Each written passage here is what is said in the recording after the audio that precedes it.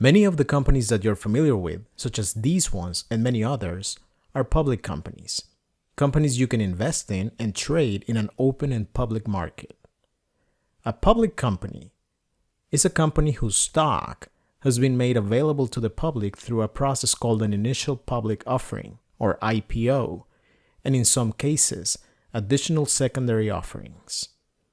Once a public company's stock is held by the public, they are free to trade that stock in the form of units called shares. These shares of stock can be bought and sold in the open market at a specialized location called a stock exchange. Stock represents ownership in a company. Stockholders are the owners of the company, and their stake is proportional to the number of shares they hold. Public companies are financed with a combination of equity and debt. Equity represents the investment made by the original stockholders who acquire stock through an IPO or a secondary offering. No additional funds are made available to the company when shares of stock are traded in a stock exchange. The company then uses this capital to sell products and services with the objective of generating a profit for shareholders in the form of earnings. These earnings could, if the company's management so chooses, be distributed to shareholders, typically as dividends, with all non-distributed earnings being retained and reinvested into the business to finance future operations and growth. We've already mentioned that stockholders have ownership in that company in proportion to the number of shares they hold. But what exactly does that translate to in the case of a public company? Shareholders have a right to a share of the profits generated by the business. They also have a claim to remaining assets in the case of liquidation after all higher priority claims have been settled. Shareholders also have the right to vote on some aspects of the direction of the company. More importantly, they have the right to nominate and approve members of the company's board of directors, which will ultimately select the company's management team and set the overall strategic direction on behalf of shareholders. Owning stock also entitles shareholders to any distribution the company's management declares and approves. The most common case of distributions to shareholders is in the form of regular cash dividends. Finally, one of the most important features of ownership in a public company by holding stock is that of limited liability. A corporation is a separate legal entity from its owners, and as such, it can have assets and liabilities that do not carry onto those of its stockholders. This means that shareholders cannot make use of the company's assets, even though collectively they are the owners of the corporation.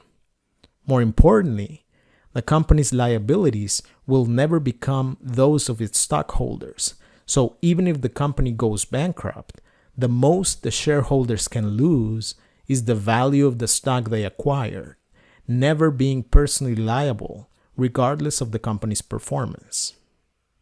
Stocks can be traded in a stock exchange, which anyone can access to buy or sell shares of public companies. Stock prices are determined by supply and demand in an auction-type process where buyers and sellers will find equilibrium at a fair trade price. In order to make stock transactions easier, individual stocks are assigned a ticker symbol, and this is how they can be identified, looked up, and traded. This symbol is 1 to 5 characters long and uniquely identifies a company's stock in the financial markets. Shares of stock represent ownership in that company, but the size of that stake is not only determined by the number of shares held, but also by the total number of existing shares that make up that company's stock. The number of outstanding shares is the total number of shares of a company's stock that are currently in existence and can be used to determine the relative size of the stake that a stockholder has in a company.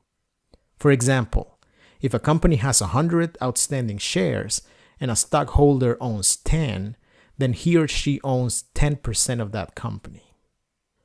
Stock prices are determined by supply and demand in an auction-type process. Buyers and sellers participate in this process, bidding for and offering shares for sale.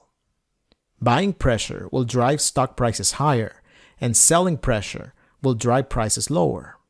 The company itself is not involved in this process and receives no proceeds from this activity. Public companies are actually required by law to make a great portion of their operations, results, news, etc. public, so that stockholders and the public in general can make an informed decision about their shares. Also, individuals with access to information that is not publicly available are legally prohibited from trying to benefit from it in the open market. This is a crime known as insider trading.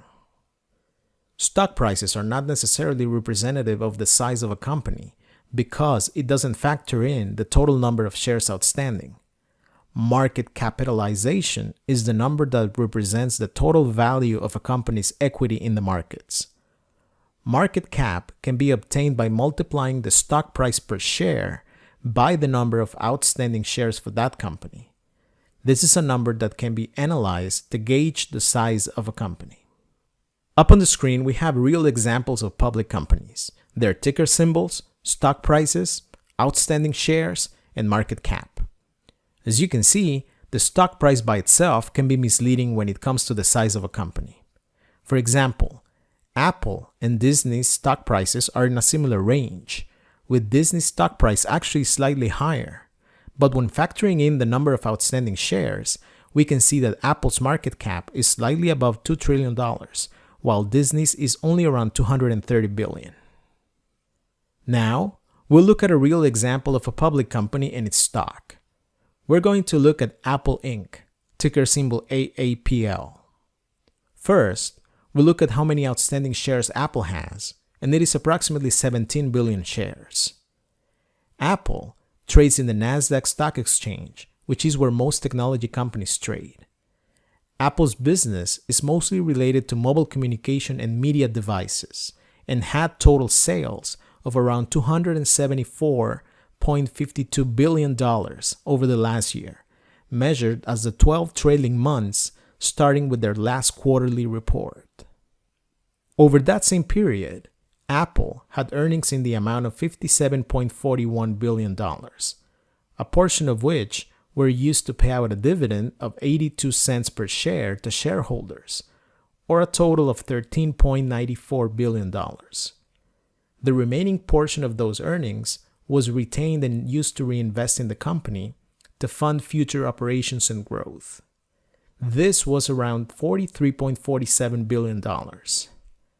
Apple stock is currently trading in the open market at a price of $118.69 per share, which would give it a market capitalization of around $2.02 trillion.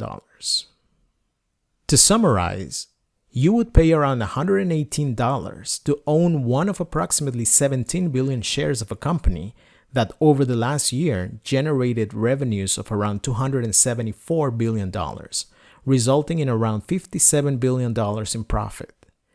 Your expectation while holding Apple stock is that the stock price goes higher, so that you have a profit in your investment, while also collecting the dividends that the company distributes to shareholders.